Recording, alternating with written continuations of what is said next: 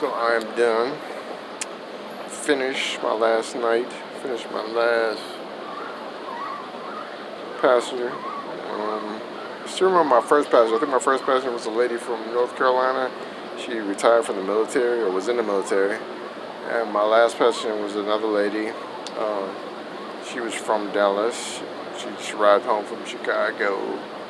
So my last passenger, my last tip. Most memorable passengers are, oh yeah, what I'm on the escalator on my way up to the sky. I'm just walking through the Skylink one last time. Most memorable passengers. There was a meanest couple. Was a couple, older couple who's when we talked about presidents, and I normally don't talk politics. But I said, well, I guess they started talking about how bad Obama was. They said Obama was the worst president ever. I said, well, who's the best president? They said Donald Trump. So it's like, oh, it's gonna be a long trip. So these people had no filter.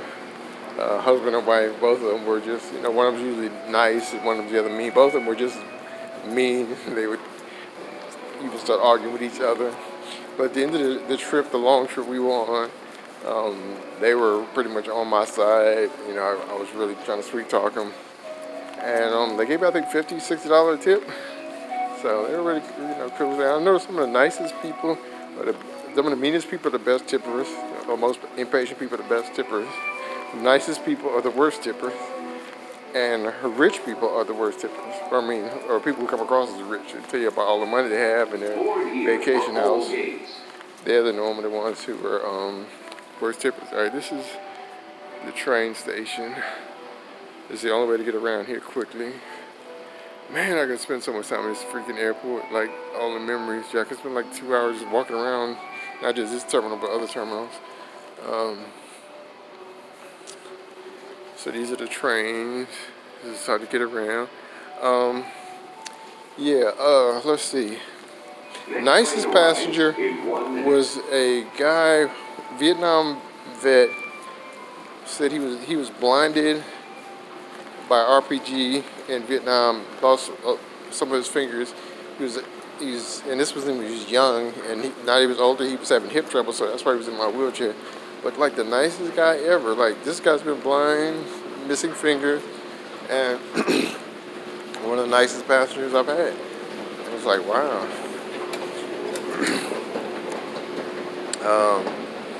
Now I'm going down.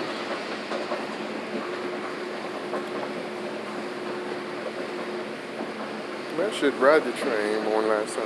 Yeah, I think I'm gonna ride the train one last time.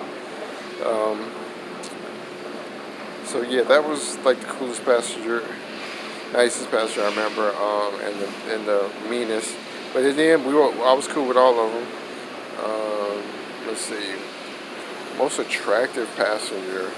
And the airport is ridiculous. How many beautiful women come through this place.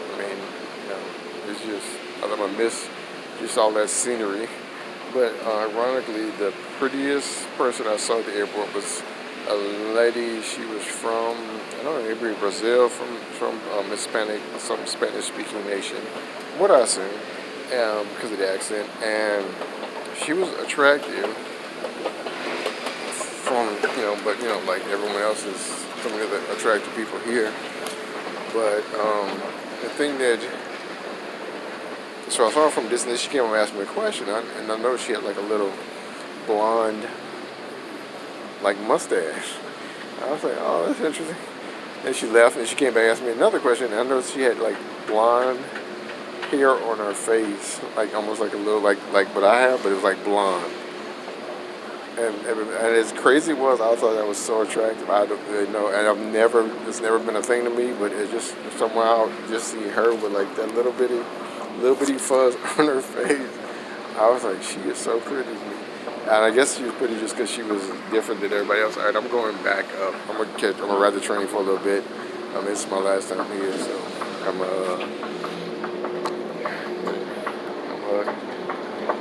catch the train one last time.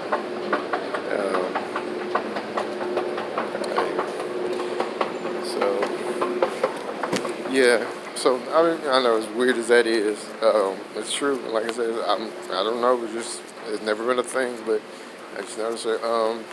So that's one person I remember as far as attractive female. A couple of celebrities I met. I pushed around Ronnie Coleman in a wheelchair, 8-time world champion.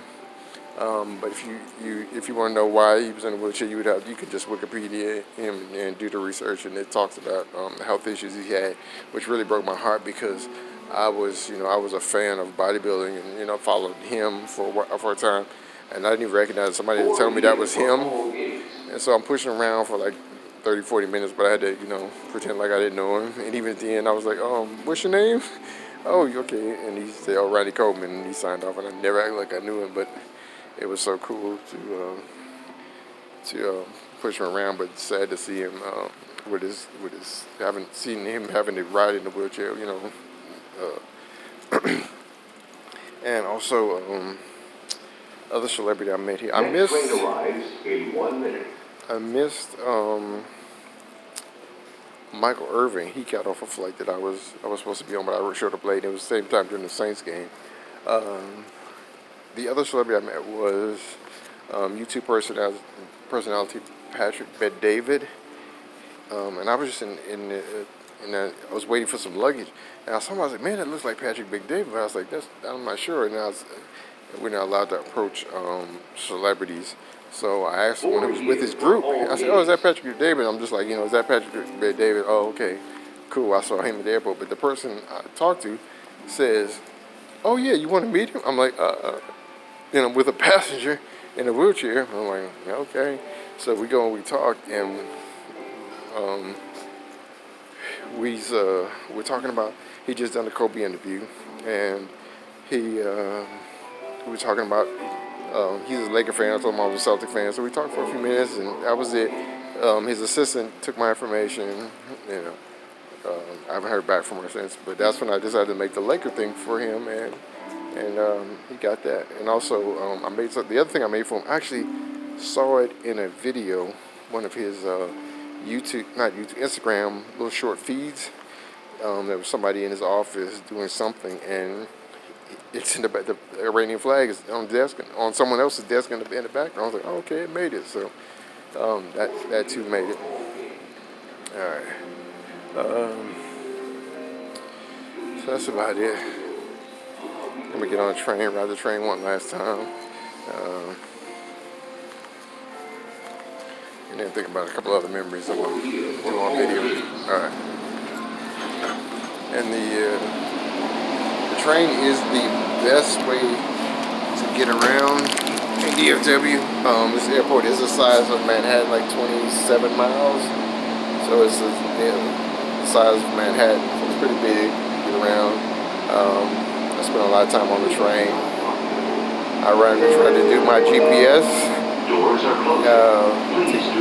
to check my walking, and I would get on the train and it would just give me all these miles from riding the train. So I just still don't know how many miles I walk in a day being in this place. All right.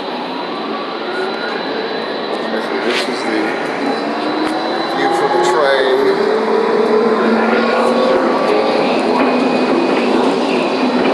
Ride the train, and